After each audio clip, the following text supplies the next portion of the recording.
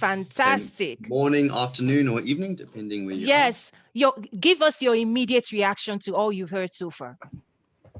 It's wonderful to get a vote of confidence from those who are at the pinnacle of making things happen in the continent, yet also sit at the fulcrum of connecting all the dots. And look, we've been engaged with the ambassador and for a while, and there's some excellent work happening there. Great to see this. I think there's a lot more that can certainly happen, especially with the US diaspora, and increase those investment flows across continent. Will be very exciting to see that. Really excellent to have that input, and also Doug McMillan. What a fantastic opening from him. I work closely with his Massmart Walmart team locally, and I know they certainly are invested in continent.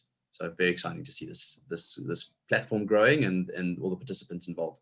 Wow, thank you so much. And one thing I like to say is this is a platform that we all grow together. So that's why I like to bring on repeat guests. I'd reach out to you. I was like, I don't want to bother you, but it would be nice to have you on again. And you were like, yes, Toy. So thank you so much for being such a great partner to the platform as well. Mr. Sam Onanda, let me get your immediate reaction.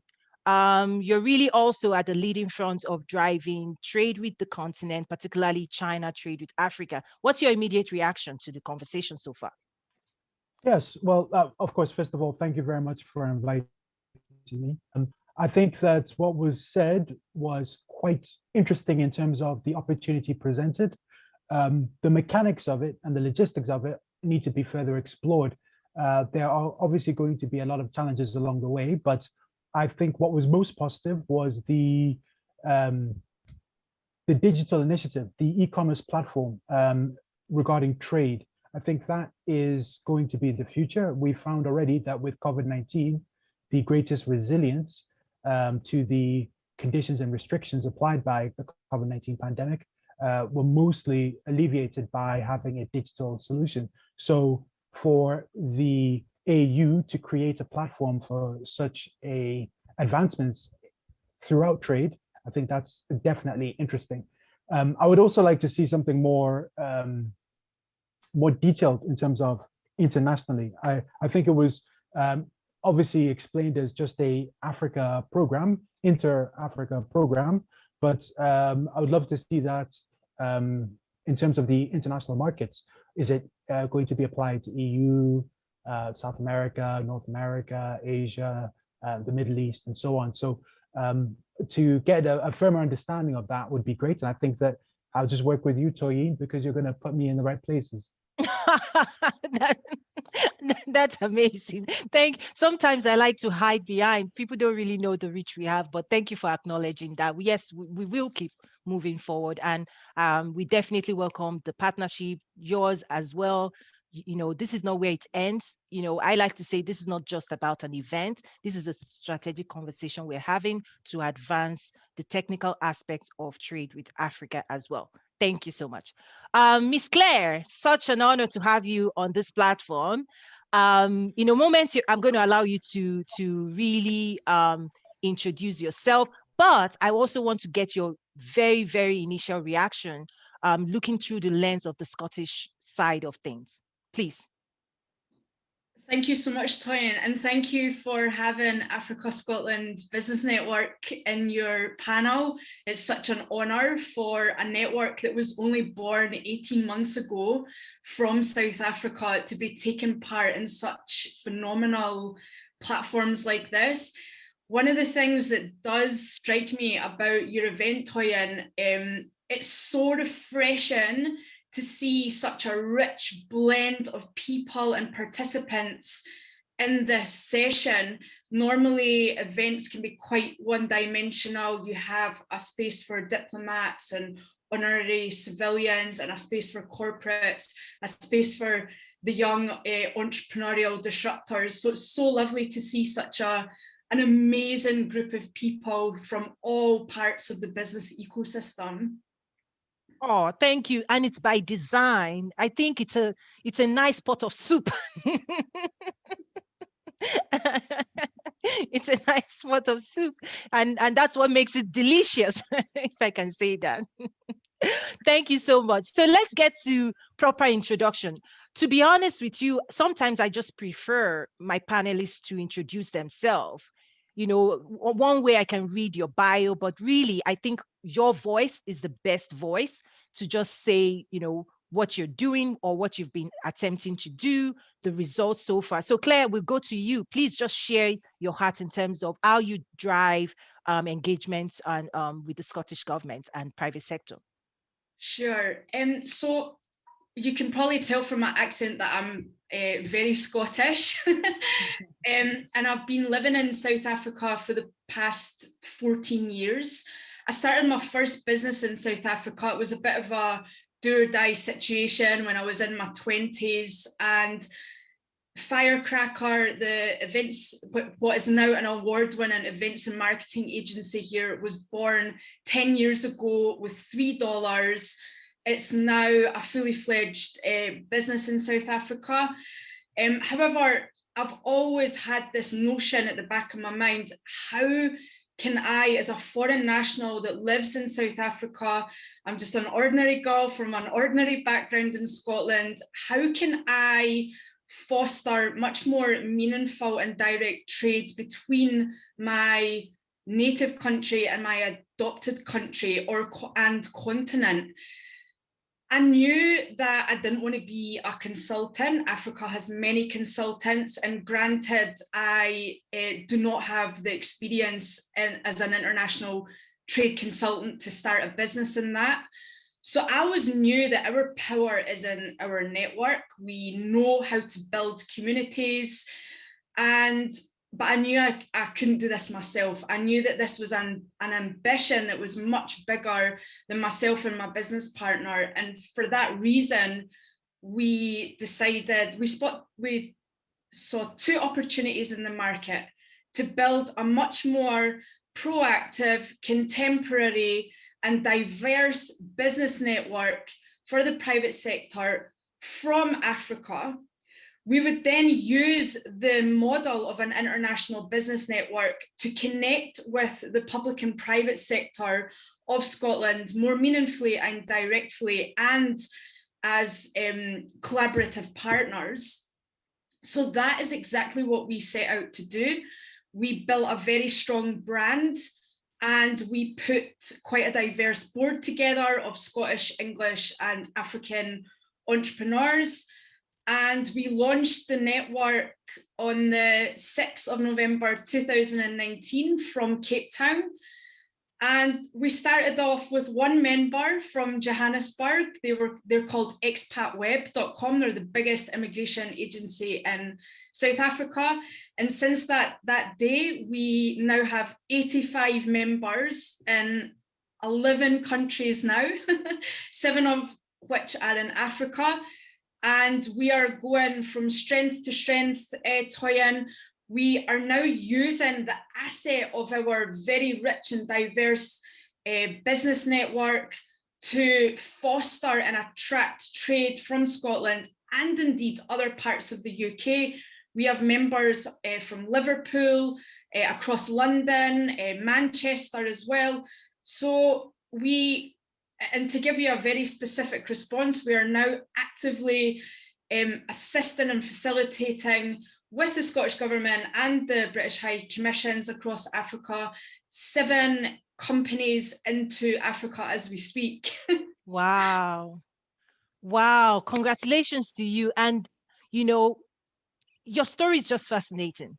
Absolutely. And I think it should encourage everybody, attendees, panelists, in terms of you just going in with your idea and now you command the interest of the Scottish government. That's correct. I'm not sure command is the right word. Well, when you get their attention, I use strong words, when you get the attention, when what you're doing is seen as meaningful in advancing their course, that's you're commanding them in my language, right? It's getting their attention, right? Because easily they don't have to pay attention. Yeah, this is so true. quite interestingly, before I launched the business network, I'm a very collaborative person. In fact, I've just done a psychometric test, and even when I'm hyperextended and a bit overworked, the first thing I do is collaborate with people. And before we launched the network, I like to think that I did the honourable thing, and I set up a meeting with Scottish Government, and I said, hi, my name's Claire. I'm an entrepreneur in South Africa, but I'm equally passionate about benefiting Scotland as well. This is our vision to start a refreshing, exciting, diverse, and proactive business network from Africa that would connect directly to the public and private sector in Scotland. And they said, brilliant, we're going to keep our eye on you. We don't know you from a bar of soap, so please go back to Africa and prove yourself. And that's exactly what we did. And we have nurtured an amazing partnership with the Scottish Government. They have even appointed a new trade specialist in South Africa. Prior to that, they used to only have one office in Accra in Ghana. So it's absolutely brilliant to see the Scottish Government expand its footprint in Africa as well. So yeah, it's all about collaboration from us, from the private sector perspective. Fantastic. Thank you so much. Dylan, let me bring you on here. Wow, you've been in the private sector, leading conversations in e-commerce, in technology, in retail. Where are you at right now?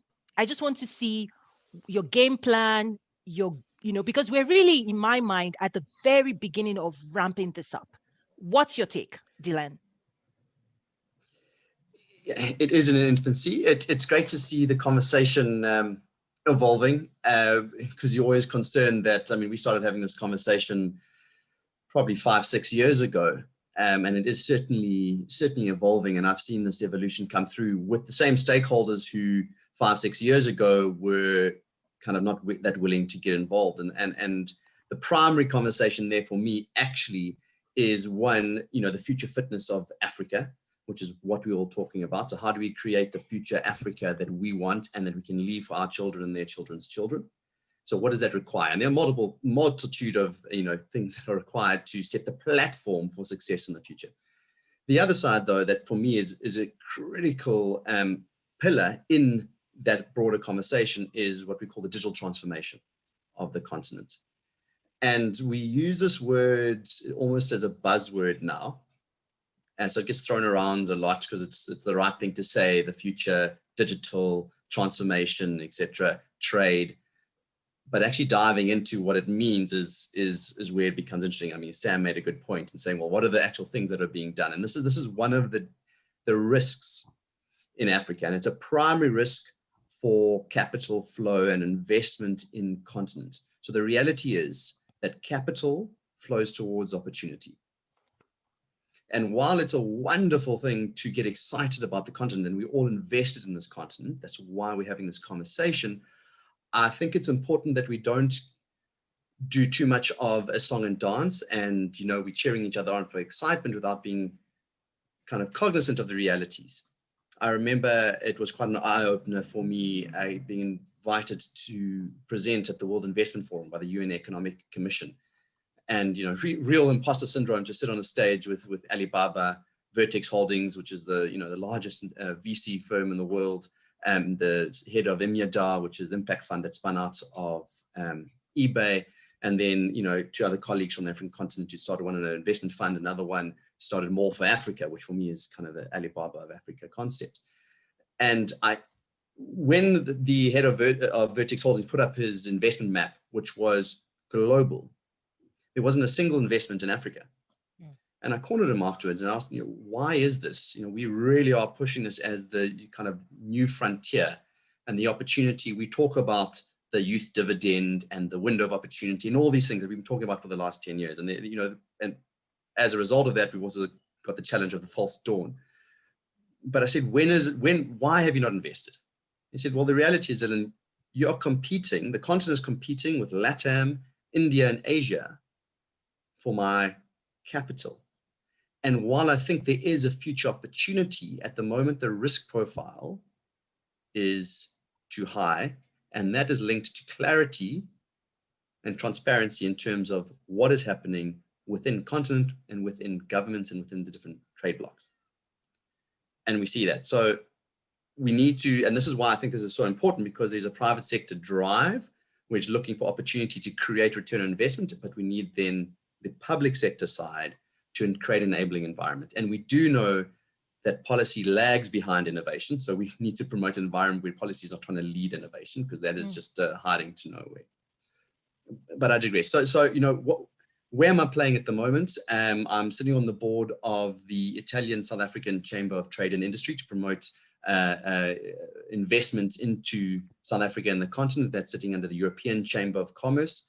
I was previously chairman of the board of the Africa E-Commerce Forum, which has now set up multi-country chapters and is involved very much with the African Union at a multi-stakeholder level in terms of inputs to the Continental Free Trade Agreement and its digital strategy.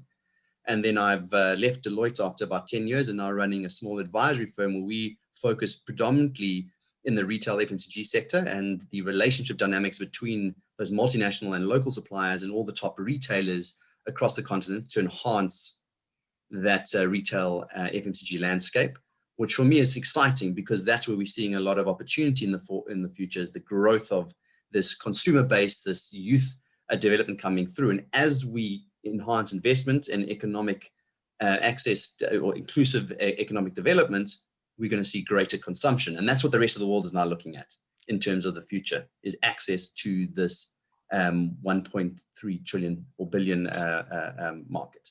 Fantastic. And for everyone, the reason this platform is designed this way, it's private sector led. So I've spent my time in private sector, right? And I used to remember all this training events and training summits that we go in 5 days, we immerse ourselves, things that we can take back to our job. And in a way, this platform is a blend of both because it's set up to be an enriching deep dive, because you're right. We tend to stay high level, which is fine, which we can do at a strategic level. And we get excited about the strategic level. AFCFTA, digitization, digital disruption. Fantastic. That used to be my job in terms of designing multi-year strategy for the world's largest. But guess what? At some point, we have to land that plane, right? At some point, you have to take those strategic vision and you have to actualize it and bring it down to real life. And that's where I see the struggle, Dylan, is a lot of times people say AFCFTA and we run with the narrative and the press clippings and this blanket statement, which is fantastic, which is getting excitement behind it. But what is missing is how do we tap into this? What does it mean to my job, whether as a diaspora or a foreign investor or a private sector stakeholder on the continent? I think that's where that opportunity is for someone like you and I to really then help people, because not everybody has that innate skill set to see where the world is going and to be able to translate it to today. So Africa is now. So for example, solutions that help businesses win during COVID were built 5, 6, 7 years ago. And the solutions that Africa is going to need 5, 6, 7 years from now has to be built today.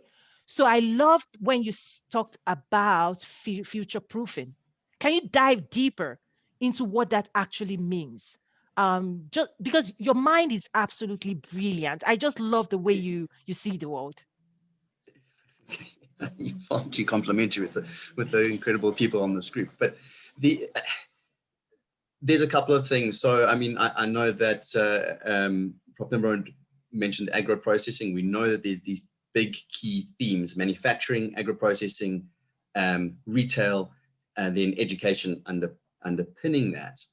But there are opportunities to dive in at a practical level, and we got to look at that practical level. And this is the one thing we tend to bucket everything into the same. We need to look at your big investments, all right, which is where often this is one of the challenge with capital investment flows, especially from the US. and they're saying there's a threshold of $50 million. Now, to find a threshold business to invest in continent at that is a challenge. So you've got to look then at the next tier and then tier below. However, the history in terms of access to information, data, and so you can actually calculate your IRR, etc., for investment is not the same with the rest of the world. So it's a little bit more of a leap, increases your risk factor, but with that, there's a potential return. Now, this has changed significantly over the last few years, just that conversation. I've been sitting on, during COVID, actually, on a monthly cohort where it was organized. And in fact, I was the only one from South Africa. We had diaspora there from not only the US, but also the UK, sitting on an advisory board where we had a cohort pitching of entrepreneurs across Ghana, Kenya, Tanzania, Nigeria, Senegal, and Democratic Republic of Congo, pitching their projects, looking for support in terms of investment or advisory support to then scale them up. And for me, this was such an eye-opener, because we talk about those 4 big themes, but you've got to break those down into the different sectors that are within them. I mean, there might be individuals here who are aware of this, but we had the one cohort we looked at raising some capital for, who is looking at the snail production in Ghana. I did not know that there were 20,000 tons of snails consumed a year just in Ghana alone, and that there's actually opportunity for an export market, but there's an entire value chain play in that development, and there's an opportunity to engage with that. To another entrepreneur has created what they called an Uberization of access to fresh fish. So, within their home community, everyone will be going, to wherever the harbor or the fish market, and you're saying, well, why not cut out that middleman, and we'll take it directly from the fisherman to the consumer. And by doing that, we also increase the returns for the fishermen. So it's not, all these middlemen in between. Now, these are significant opportunities that are growing up. Now, how do we come across them? That's the difficult part. How do you find out about them? That's the difficult part. There are so many different pockets that are happening, and we need, organizations, communities like this to be able to bring together those different pockets of where individuals are engaged, because we don't know what we don't know. And the only way to find out is to increase engagement and develop communities. And look, that's what I do within the business that I run, and where I sit on boards, is trying to develop these ecosystems that are actually all working in a common direction, but often against each other in many ways. Wow, this is incredible, because even for me, case in point, over the years, as I've tried to bring communities together, one thing I've now done is to group people into 3 levels. So I've had to put on my strategic design hats to look at the community, to assess them, and to realize that we can actually bring value to different types of people: upper tier, mid tier, low tier, right? And because I've seen these unique features and the unique needs of this group of people, and that's something I've had to do. Also, what you talked about is linking the supply chain, creating a value chain that actually connects all of the stakeholders together. In order to move products from farm to the market or to the shelf, you have to really create a value chain. And one way that I'll say we're doing it now, and I want to encourage, people like you and Claire and Sam to bring proximity. If you can bring those stakeholders within proximity of one another, that's where the magic is. Agriculture, logistics, supply chain, branding, marketing, distribution, retail, having those link them together. I think that's where the magic has to happen, because typically what you just said, Dylan, is people are often walking in different directions. Everybody wants the same thing. Everybody wants the same thing. And it's so important that we now stay in communities that helps us advance our overall goal, which is, yes. So I'll come. Do you want to respond to that before I go to Mr. Sam? Yeah, I see your face. Go on. This is something that is I believe is true from a continental perspective, from a regional perspective, sovereign perspective, and then from a business and family nucleus perspective, is that we want to traditionally work within the channels that we know and feel secure in. Why? Because this is like the construct of business, is these concepts of silos within silos.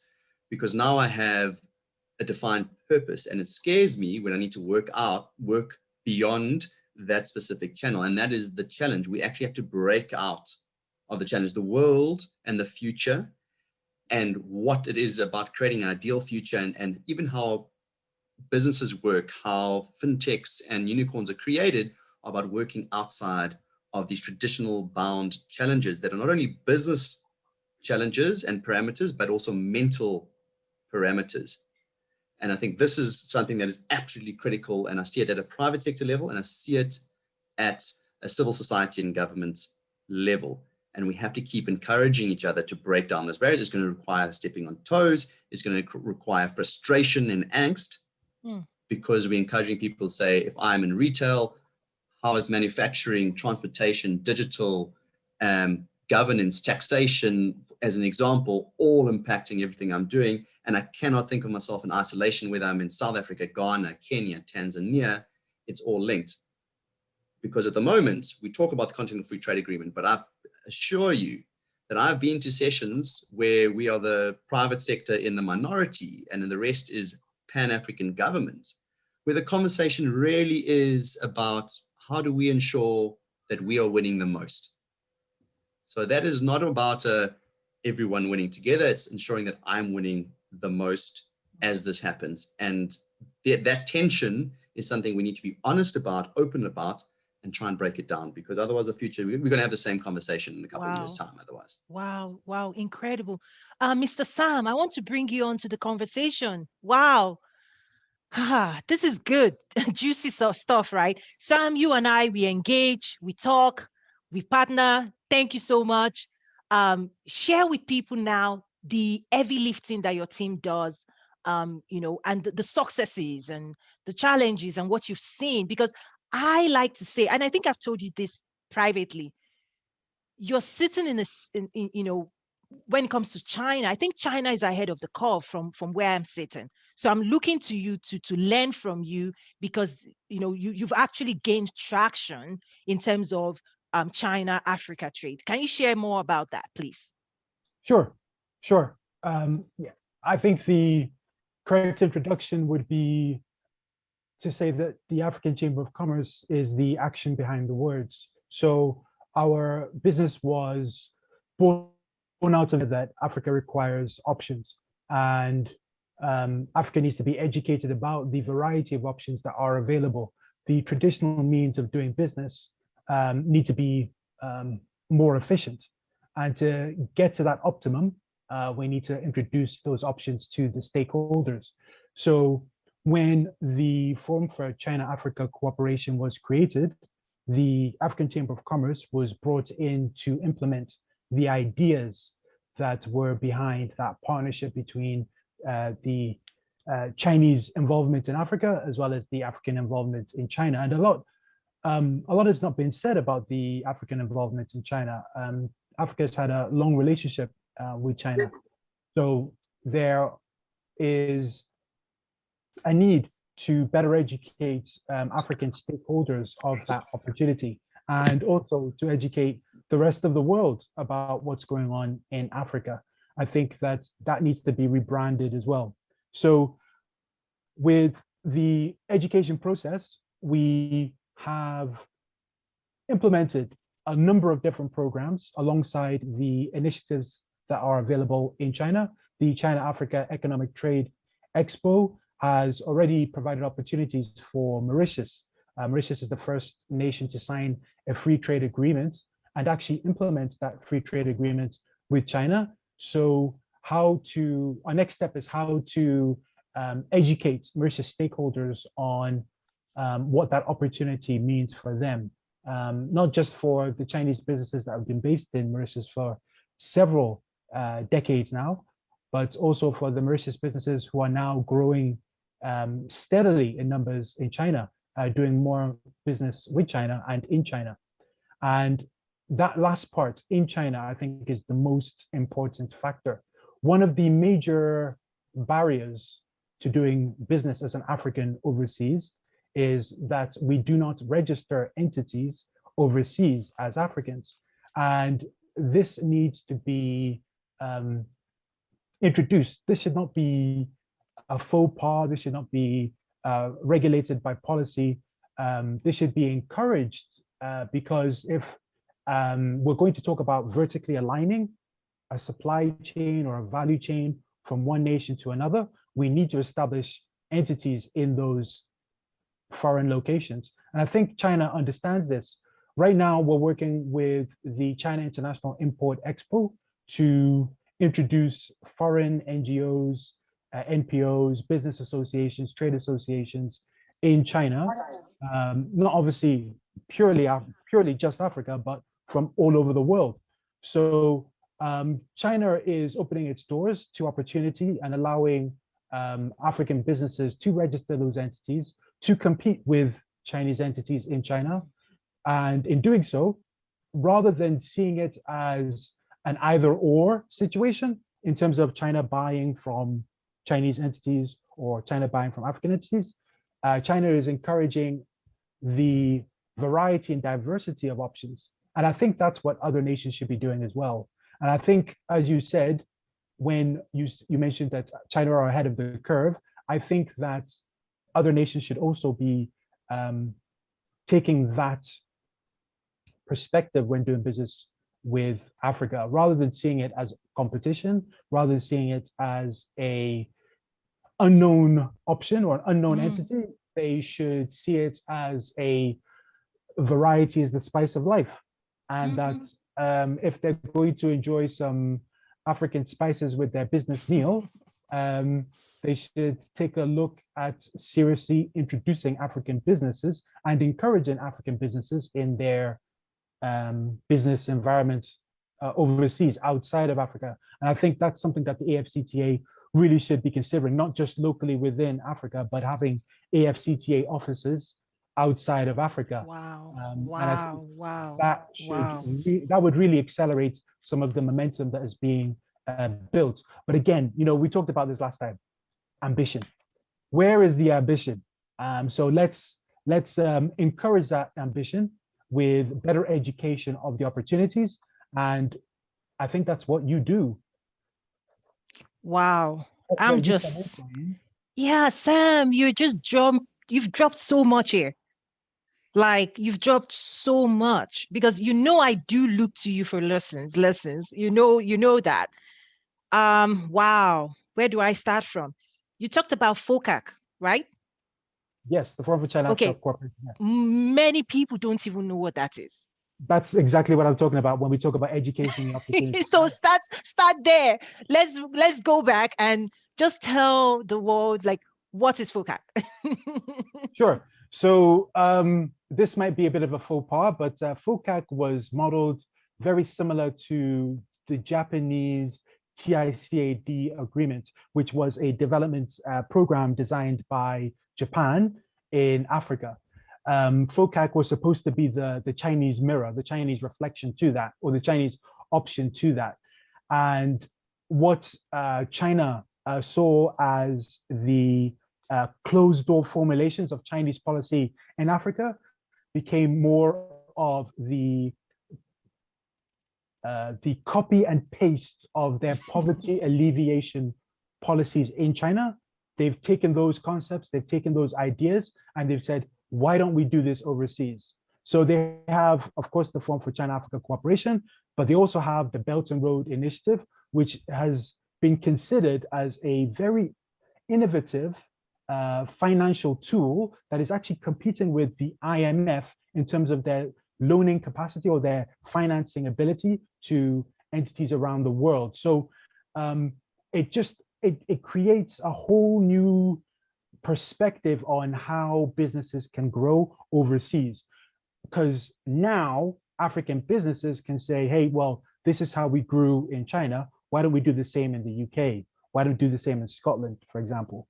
And I think that's extremely exciting for the African diaspora in Scotland. I don't know if you know this, but I actually grew up in Edinburgh, and I'm the Edinburgh Clare.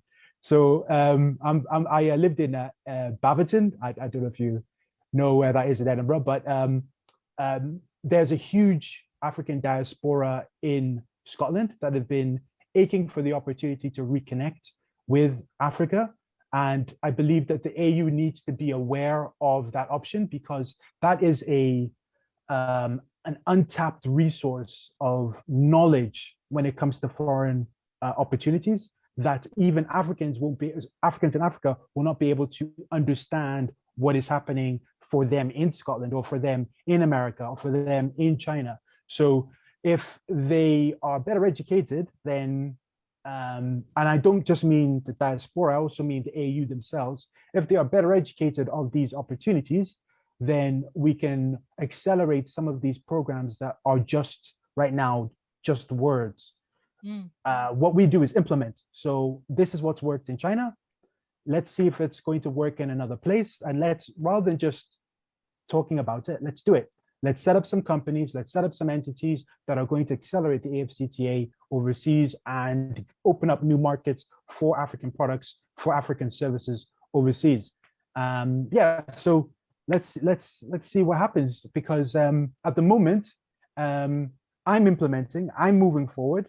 I believe that a number of my partners are also moving forward. The work that I'm doing right now with, for example, a Dutch company called POPM, in terms of the digital transformation, they're supporting Dutch businesses in Africa, and the African diaspora in the Netherlands are taking advantage of that opportunity to upgrade their businesses. And once an African does business very well overseas, naturally what they do is send their money back to Africa. That's a huge business opportunity there, financial remittances. And I think a number of African governments are paying attention to the financial flows, which from what I've read are actually much larger than the aid donations from foreign countries to Africa. The remittances of the African diaspora far outweigh the those aid agencies' financial commitments. So just the issue right now is education. That's what I'm trying to stress here. And I think once people are better educated, we can take advantage of those opportunities. I love it. I love it. Claire, do you want to jump in? I respond to that, because I see some amazing things happening on this panel. You and Dylan are both in South Africa. Did you know each other before? No. Oh, now you do. It's great to meet you, Dylan. And I can see you've posted about Britta Bridges and Rand Merchant Bank. I'm in contact with both of them. Rand Merchant Bank are actually one of our flagship members. So yeah, I'd love to connect. Fantastic, Dylan. So you have yourself a potential partner right there to move things in Scotland for your work. Brilliant. Do you also want to react to Sam being what he just said too as well? Sam, I thought I heard a Scottish twang there, but I didn't want to be presumptuous. So that's absolutely brilliant that you have such a strong connection to Edinburgh. And it's also talking about the African diaspora in Scotland. You know, as you say, there's so many Africans, particularly who go to study in Scotland. For people in the audience here, Scotland has one of the best education systems in the world. Our infrastructure, our schools, right through to our universities are world class. A lot of young Africans go to Scotland to study and then decide to stay there and make it their home. And as you've correctly said, send a lot of money back to Africa. But quite interestingly, and maybe if I can just give the audience some information on that particular subject of young Africans in Scotland, we are working with the Scottish Alumni Network to actually formalise and collect all the data of the African alumni that have studied in Scotland together. It's a huge project, but we believe that it will present so much rich data and research for business prosperity, both in Scotland and Africa. So I'd love to engage with you on that project if you're passionate about education. But further, agreed, the African diaspora in Scotland, often they don't know, they're not connected to each other. and they don't know the opportunities that exist in Scotland and in Africa for them. You know, I recently spoke in an Ethiopian trade mission, which was hosted by the honorary consul of Ethiopia and Scotland, who heads up the African Research Institute. And many of my African friends in Scotland don't even know that that exists. So again, it's about the education of, you know, all these opportunities through all layers of society, and teaching people how to access them. So I completely share your sentiments, Sam. Fantastic. I love this.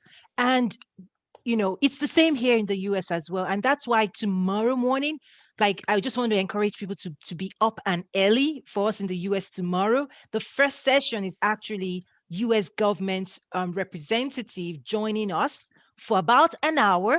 It's going to take an hour to really, I already saw his PowerPoint. I'm like, do people really know all of this exists? There's 17 government agencies under Prosper Africa to drive US Africa trade. And it's going to basically open the hood for us. It's a nice shining car. Just think of Prosper Africa as a car. But what it's going to do tomorrow is open it up and tell us how it works. USAID, all, you know, all of the agencies, what do they do? What are the opportunities? So you don't want to miss tomorrow morning. And then in the afternoon, we're actually going to bring in an investor who is a dear friend. We're going to have an investor Q&A the second half of the session. Wow. So what you said is absolutely true. And it's actually my conversation with Sam that I had this light bulb moment to really understand what we're talking about today. That one of the groups of people advancing China-Africa trade is the diaspora. It's actually Africans in Africa and in China that are actually accelerating. They're an accelerant to trade. Like, for example, if I wanted to move things on the continent, you know, there are places I can get to because I'm an African. There are conversations I can have. And also the informal sector on the continent is dominated by women. We're going to have a speaker later this week share more about women economic empowerment, because women control the informal sector on the continent. And when we start talking about AFCFTA, we need to start looking at, if you don't have women in the room, if you want to formalize trade and you don't have those women in the room, you're just pushing paper. You're just literally feeling good. Because I say, you know, in my original country, Nigeria, we used to say the market women, the women of the markets, they control goods. So that's something to watch out for. And I know, Sam, you probably back me up on this, right? Sam? Well, you Go know, on. I've never had a problem working with women. So in fact, I encourage it more and more. There's nothing that brightens up a room more than when a female speaker leads a discussion and lets everybody know what opportunities are available to them. So it seems as though men listen more when that happens. And I think that that should be encouraged. I would say that the movement right now, and I think there's a lot of interest in female empowerment in terms of business opportunities, also education opportunities. And I believe that obviously women are a very large portion of the young population that are currently looking for opportunities to grow and develop in terms of business and so on. So right now we're working with Selva Gundoza Luca of the Afri-Arts Care program in Australia. She has done fantastic work in Malawi, a business partner, a very dear friend, and also a clinical psychologist. She's focused on well-being, and the mental health care services that she provides are almost predominantly focused on giving women the comfort required and reassurance required to overcome some of the trauma from their past and accelerate their business ideas. In fact, as a result of that trauma, they are pushing a lot harder and more equipped and resilient to the issues involved with organizing and accelerating and scaling businesses. So there's a lot that we can learn from women, and I'm absolutely for it. Right. I don't do it just because it's a buzzword now. I've been around powerful women my whole life. My two older sisters, my mother. So the more the merrier. For me, I the more love the it. I love it. And definitely. And you said something quite interesting that I was like, I've never heard that before. You said men should listen more. Should I quote you on that? So absolutely. I think communication isn't always about speaking. Mm, Communication is also about listening. So if there is an opportunity for us to get knowledge, we're not going to get knowledge from speaking. We're going to get knowledge from listening. So wow. yeah, men should definitely Wow. listen. Well, I want to start bringing on questions now. So I'm seeing some comments and questions. I want to start throwing in some questions here. Um, okay, so how do we ensure we mitigate the risks of doing business with foreign entities such as China while ensuring we are creating sustainable returns in the long run versus short term? I have my thoughts on that, but I'll throw it right at you, Sam. Your Sure. advice. Sure. I've lived and worked in China for over 10 years now. I've got to say that there's risk in doing business in any market. I wouldn't say that there's more risk working with China. I think that's perhaps more to do with propaganda than anything else. I think that when we take a look at doing business in general, we've got to just make sure that it's mutually beneficial. And in fact, what China is doing is it's removing finance from the table. It's asking more about knowledge transfer or material transfer in terms of machine equipment to further advance industrial innovation. One of our partners, Alibaba, has been working in not just digital transformation, but also encouraging more businesses that are in manufacturing to relocate to Africa and build in Africa. There's also the African, I think it's African Superhero Project that a number of different Alibaba executives in Africa are working on. So I think that when we talk about the risk involved with working with China, how is it any different from the risk involved with working with any partner? I don't think there is any difference. In fact, what we need to start talking more about is what are the opportunities in working with a more diverse group of investors? And how can we allow the competition to create more innovation? We have not pushed the boundaries enough. We've not been ambitious enough with the variety of partners that are at our disposal. And we need to be more ambitious. And that, I suppose, comes from the lack of education that we have. The more education we have about opportunities, the more ambitious we will become. Wow, that's a tweetable right there. If you want to tweet that, hashtag Trade with Africa. Dylan, I want to bring you on here just to get your reaction. Please. Look, I think there's a good point there that we need to consider who we're working with and what the opportunity is. You know, Sam has got a good point, and there's obviously, you know, there's a specific Chinese agenda there. I think we need to be cognizant that this is a reality, and whether or not it's China versus someone else, the point is taking it as, you know, wide open. I think there are some historical challenges that exist, and there are different agendas that exist. You know, we know that from my perspective, China had a 2080 strategy 50 years ago. So they are playing the long game. And that is a collaborative play from a, you know, a China view. And then you have, you know, the private sector players inside there, such as Alibaba. And we know that, you know, Jack Ma was part of trying to push the electronic world trade platform, was around breaking down of borders in a digital world, which was done through the UN, which I think is a fantastic initiative, but that's kind of, you know, gone a little bit silent now. I actually met Sam with Brian Wong for the international development and looked at their strategy for growth within emerging markets, and it was actually a grassroots development strategy, which is fantastic, coming from, you know, Jack Ma's kind of, you know, vision for not only the organization but how that looks at development. But we've got to contrast that between government plays of the future, which is access to minerals, it's access to resources, and access to consumer markets.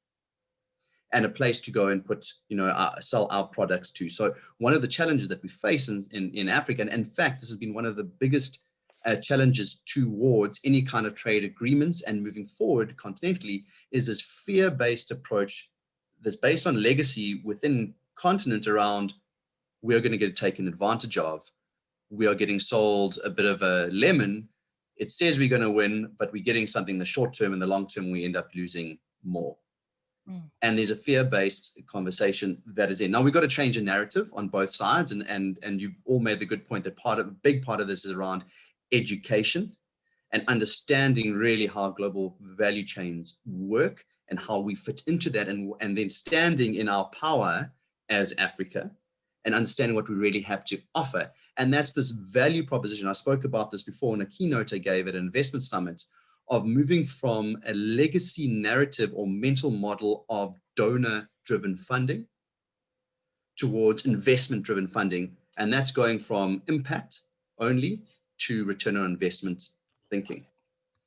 And there's a fundamental change that has happened within, and still, it's ongoing. This is not a new conversation, but it's a legacy that exists in the way that I engage so often with not only entrepreneurs in continents, but even with government. And so there's little red flags for me when we talk about China. There's red flags for me also when we talk about the US, also when we talk about UK, especially now with Brexit and new investment opportunities. Same as Central Europe, looking for new markets. We have to change that agenda and that narrative, and that is being pushed from a continental level. There are then sovereign challenges in continents with countries going, well, I want to ensure that I win more than everyone else in continents, and so again, that tension exists. Wow. Dylan, I would love to publish a paper with you. So what you just said, I say it in a different way: foreign aid versus foreign trade. You talked about move from impact to return on investment. And it's one of the reasons I always tell people, if you want to approach investors, don't say, oh, I need an investor. You're really approaching it as from a very weak spot, like I need money. Instead, try something like, I have an investment opportunity I would like to share with you.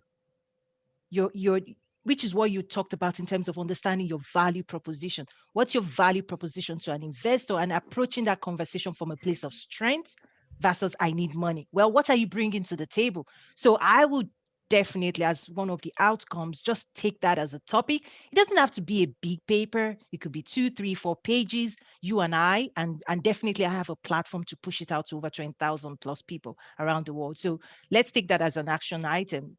Do you accept? I don't really have a choice, do I?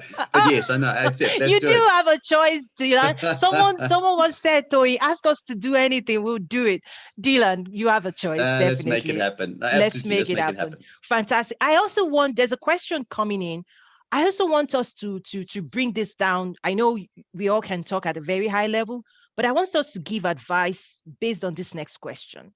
Bernard is saying, how do I partner with companies that intend to invest in Africa? So this is someone on the continent that is doing everything they can to position themselves to be potentially, should I say, facilitator of an entry, a foreign investor, or foreign partner, or diaspora trying to come into market. And I suspect Ghana, Bernard, right? What advice would you give that such a person right now on the continent that they want to be a trusted partner for the future of Africa? What would you advise? I'll start with you, Claire.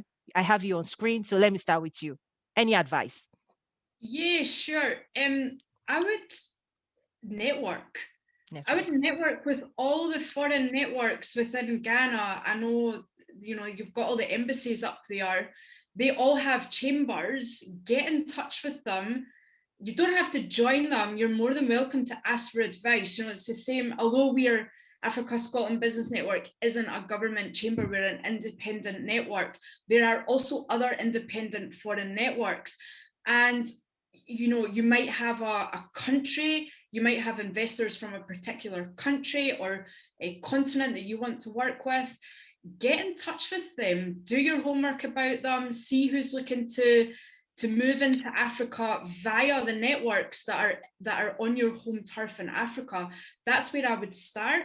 I would also ensure that you have, you're completely compliant as a business, companies that we deal with in Scotland and the UK, and I say Africa, Scotland, we've got members from all over the world, so we really are dealing with an international community with a focus on Africa.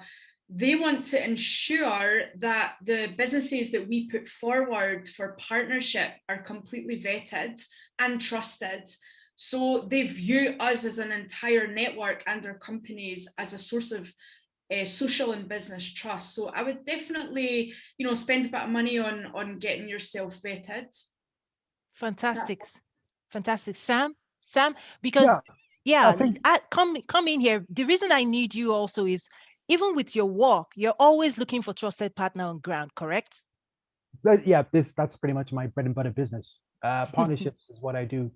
In terms of the African entrepreneur who wants or is looking for outward investment, I would say two main areas. Of course, we've just mentioned KYC. So you beat me to it there, Claire. Absolutely evaluate what your value proposition in terms of your KYC is. And by that, I mean, how long have you been in business? What are your financials in terms of how much money can you put up as a private investor for a project? Also, who are your local partners? And that leads into the second part. Who knows you? Who outside of your network can say, this particular entrepreneur, we vouch for that person, we recognize that person. And by that, I mean both from the private side, and by the private side, I mean the chambers of commerce, and from the public side as well, I mean specifically the industry that you are going to establish a project in, which public entity can recognize your work and appreciate the FDI that you're trying to introduce to that project. And in fact, this is actually universal, not just in Africa. I've been involved in a project in Israel, and I've said exactly the same thing. They want to build an innovation hub in a small rural community in Israel. And I said to them, okay, who knows you? And what is the KYC? Who am I talking to here? Am I talking to you, the individual, or am I talking to a registered entity that's been in business for 5 to 10 years, that's completed projects in that time of a certain investment value that has returned a certain amount of profit, which is excitable, it's going to excite any potential investor. So maybe it's just because that's what I'm interested in, and that's what I would recommend, because from what I've heard and from what I've seen, there's been a lot of interest in MSMEs and seed capital funding into Africa. Personally, that's not exactly where I'm focusing my business on. I'm more interested in somebody who's not going from 0 to 1, but more from 1 to 10 or from 1 to 100. So when we start talking to those kinds of entrepreneurs, we have a system in place where we can verify them, train them how to become verified, and also get them the capital overseas to grow their business and scale their business, not just within their nation, but also internationally, which is obviously kind of why I'm here. Yes. And I just love the way you phrase this is that 0 to 10 versus, right? That's one of the things I've also had to do to really group the community, to say some are new to business. And that's why I now teach basic business development, because we do need to groom people to be ready a year, 2 years from now. But there are some that are ready to go to the next level. I would say, ready to go, right? And those people, definitely, we can facilitate that immediately.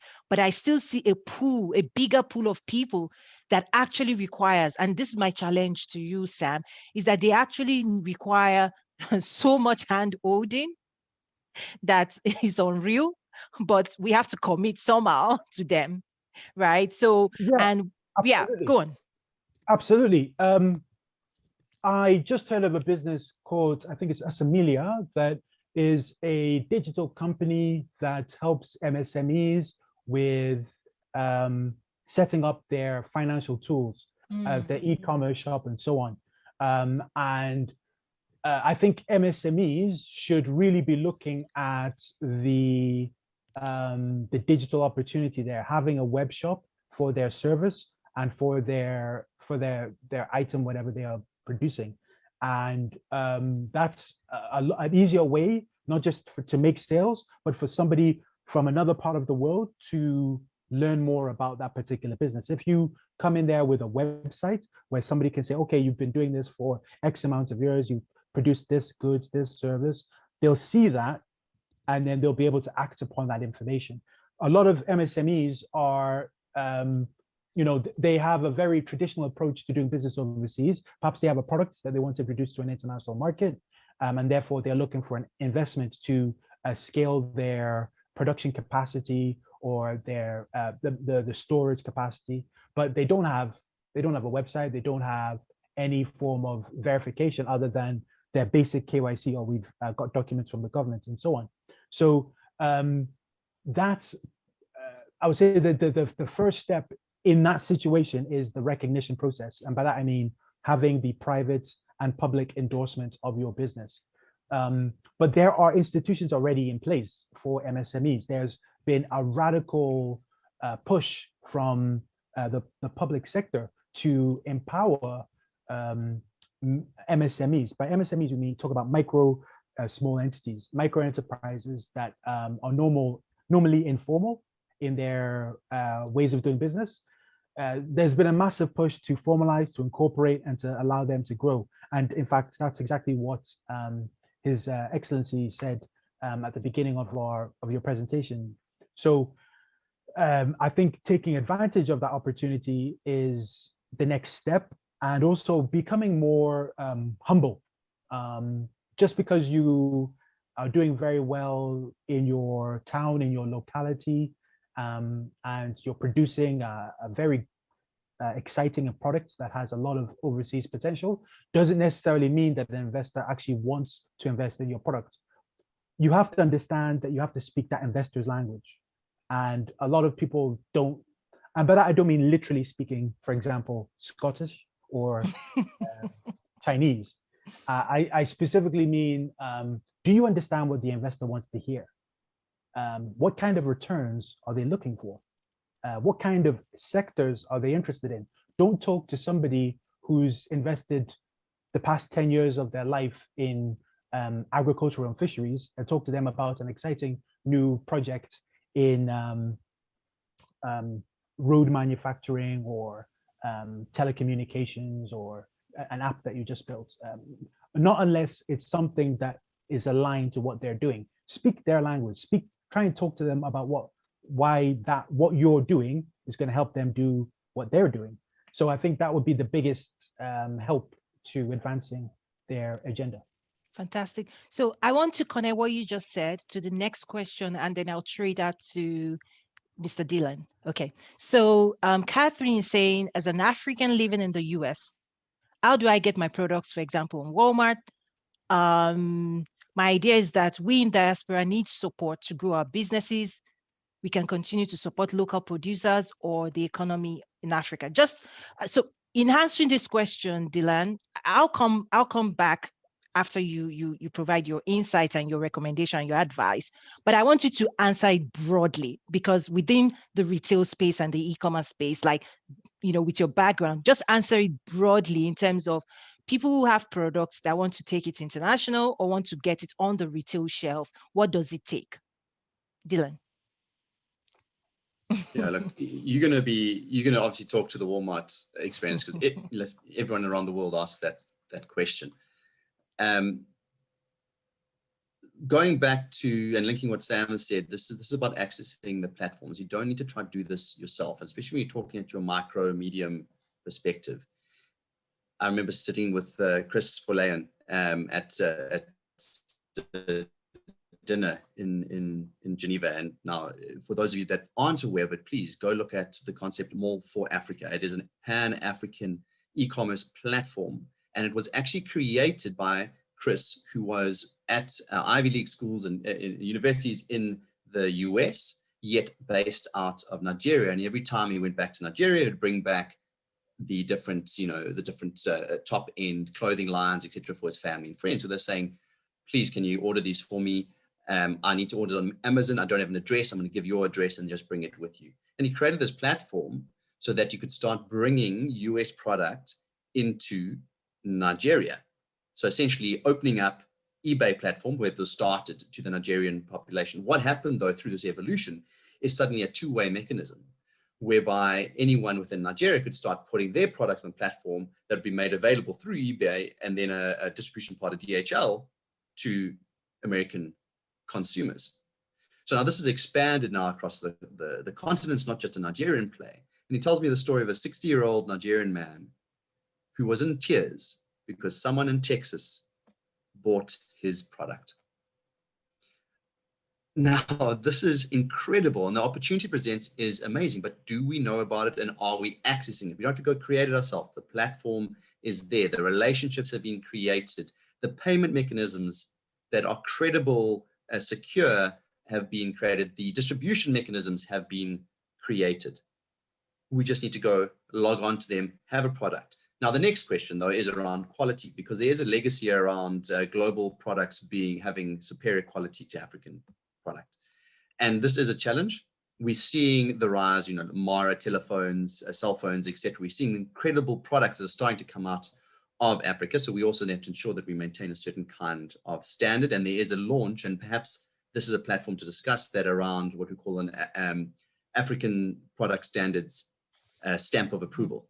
Mm-hmm. I think that's quite important. And obviously that's looking from Africa into the rest of the world. So that's outbound. Inbound is, of course, a different story. In the inbound side of things, one of the challenges is around ensuring that something that's coming out of China, which is essentially a copy, isn't coming up as number one on the list. And so the consumer, not knowing any different, is going to buy the product out of China versus the original out of Lagos, simply because they know no different. And that's another challenge that we obviously got to explore. So there are a number of different challenges. There's one other story I want to share, I think, just on that concept. It's a company that I engaged with in Kenya called Shop Soka. A brilliant concept. It was actually two Americans who were in Kenya, and they realized they're walking around the streets. It's incredible vendors on the side of the street selling bone, ivory, brass, bracelets, accessories, etc. But it was literally on the side of the road, and they realized that this has incredible value internationally, but low perceived value locally. And they created a digitized platform. So they actually created a mobile-based ERP system for these vendors, or these ladies, essentially women on the side of the road, through a handhold, where they could create security of supply of sales. So they said, fine, we'll take your product. We'll give you a guaranteed sales pipeline per month. We're going to take your product, we're going to repackage it, freshen it up, and we're going to sell it to the rest of the world through e-commerce to 75 different international markets. 96% of the revenue comes from a dollar-based premium for a product that's seen as a low-based product, and only through face-to-face sales locally. So there is significant opportunity there, and I think these stories we can just emulate across the continent. Yes, absolutely. And I see some questions. So Chris Folayo is a friend of this platform. He's actually spoken on this platform before. There was a question around what's the name of the website. He has a couple, but the one in question is more for Africa. And I do have his presentation that actually talks about what that is. With the trade, because it's been featured on the Trade with Africa Business Summit before. So definitely that's something I want to say. If you go to the website, Nazaru.trade, I think it's one of those videos. If it's not, we'll get it on the platform before the end of the day, in terms of his video where he presented. It was a pitch, TED Talk style, where he pitched the Mall for Africa, what they actually ship. And one of the things that I still have in my mind about his presentation was saying that he ships more gummy bears. One of the largest things he ships from the US to Africa is gummy bears. And he says he doesn't know what, but Africans love gummy bears. So that's a video, definitely. I think I'll take note of that. Before the end of the day, we can put it out on our platform for you to watch. And Chris is definitely a call away. and he's somebody that I can actually bring during our monthly engagement. He could come talk to our community as well. Yeah, so Chris Folayan, thank you so much for bringing that up. Chris, for those looking for it, yeah, thank you for typing it. Chris Folayan, More for Africa. The link, and Dylan just dropped the link. Check it out there. And he also integrates actually with big retails where Africans can buy US products. Okay, we're coming to the hour. I had promised I want to release everybody today.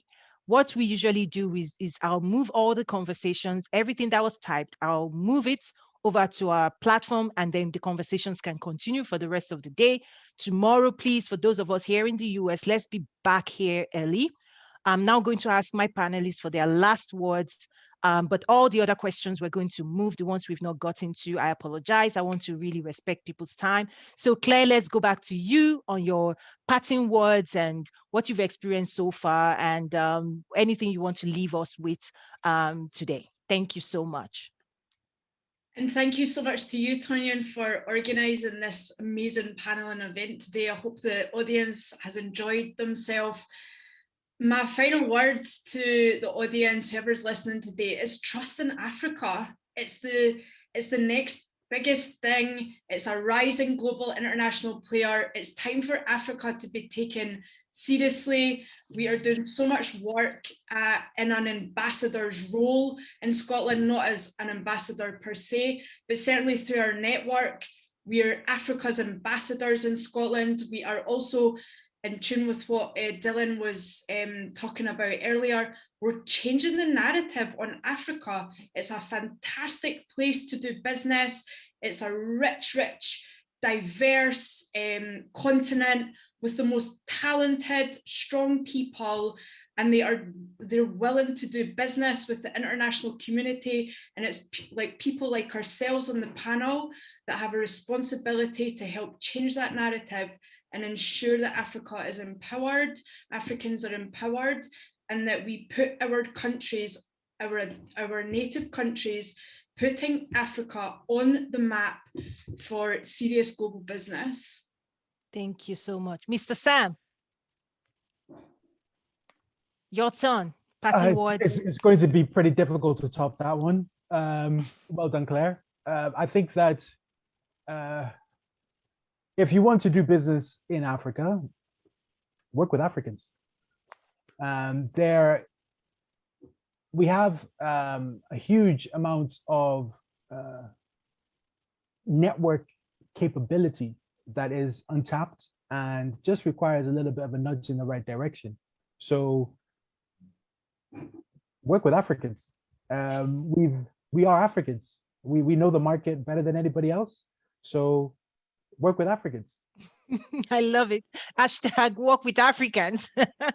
Thank you, Sam. Simple Dylan. is best. Sorry? Simple is best. Simple is best. Thank you so much, Dylan. Please. Hashtag work with Africans. Can't say more. I think that's fantastic. But there is one quote that we used to have, and I never understood it when I first started as a junior in corporate, was get movement and direction will follow. Don't worry about having to know this is exactly how I do everything. Just start. Claire, great example of what she's done. It's just starting. Toyin, what you've done was just starting. Momentum builds. What Sam has done and continues to do is just getting momentum, and direction will follow, and you'll have multiple different direction paths. So that's what I encourage everyone with this conversation. Start, whether it's trading with Africa, moving product into Africa, or African product into the US or the rest of the world. Wow, lovely. Finally, I just want to open, we have a few panelists here. I just want to take maybe 1-2 reactions from any of our panelists just to honor you. I know you'll be speaking later in the week. Does anybody want to say something before we close this out for the day? Any of our panelist speakers here? I know I had asked you all to mute. Now I'm asking who wants to unmute. Just I can say a word. Professor Mbele? Yes. Please. This has been amazing. I've learned a lot as a cultural consultant. When people are talking about risks of going to another country, they're talking about partnerships. The lady from Scotland is saying she always wants to collaborate and partner with other people. When people talk about going into the unknown and just ignorance of other people, I felt I've learned a lot that will help me shape my own talk. Because when you are afraid of going into China, all you have to do is learn about the Chinese, learn about their culture, the way they do business, and let them know about you. It's very much knowing about the persons and their culture and their values. You can predict their reactions when you do something, you know. You can anticipate, you know, how they're going to respond in this. The fear will go. There will be less risk. So I appreciate all the panelists for raising these questions. They've really enlightened me as somebody who is not in the field of trade and business, but is simply a cultural consultant. Thank you very much. Thank you, sir. Such an honor. And I look forward to your conversation as well with Mr. John. I see Mr. Abrafi. Yes, please, Ms. Lasumbo from Nigeria. Yes, come on. From Nigeria. Thank you so much. I want to say a big thank you to the panelists, Mr. Sam, Mr. Dylan, Ms. Claire. All your discussions were quite insightful and very, very helpful. My key takeaway from this, Mr. Sam talked about establishing business in China. That's quite a good one. Then what Ms. Claire said about the Scotland African business, you started with one company and you're going to 85. That's a big one. And what Mr. Dylan said, that as a small business owner, starts. That is it. You join up 1,000 miles, begin with a step. Starts. When you start, you go, you go, you go. By the time you just see what is happening, you go to a multinational, and you're able to do some hand-holding for some other MSMEs that are coming up. This is really, really good. And I look forward to engaging with you more and more. Thank you so much. Yes, thank you, Ms. Olasumbo. She's a member of our community here. We're coaching. I look forward to hearing more. She'll share more of her story on Friday, how she empowers women in the shea value chain. She's doing amazing. How's the factory going? The factory is going on well. Awesome. Going on well. Awesome. So yeah, Friday, I'm looking forward to you sharing your story and the women you empower. Awesome. Yes, sir. Thank you. Mr. Brafi is coming in from as an attendee. You raised your hand. Do you want to quickly jump in, please? Yes. Or we're trying to wrap this up, please. I just wanted to say thank you to everyone that is in the room, on the panel, who has provided detailed information, and I look forward to the rest of the week. My name is Abrafi. Thank you. Thank you. I thought you, so good to have you, and apologies for that. Thank you. Shane, do you want to jump in? I see your hand raised, please.